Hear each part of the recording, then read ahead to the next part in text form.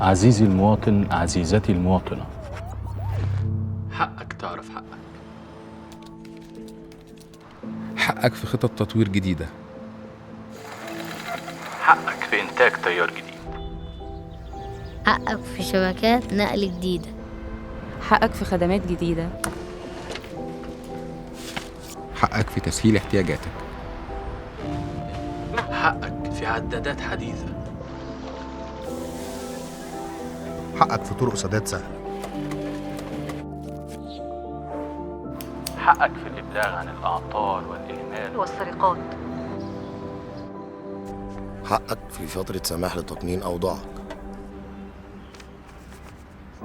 حقك في محاسبة المخالف. حقك في الشفافية. حقك في سماع اقتراحاتك. حقك في تقييم أدائنا. حقك في قنوات تواصل فعالة. حقك علينا تعرف حقك.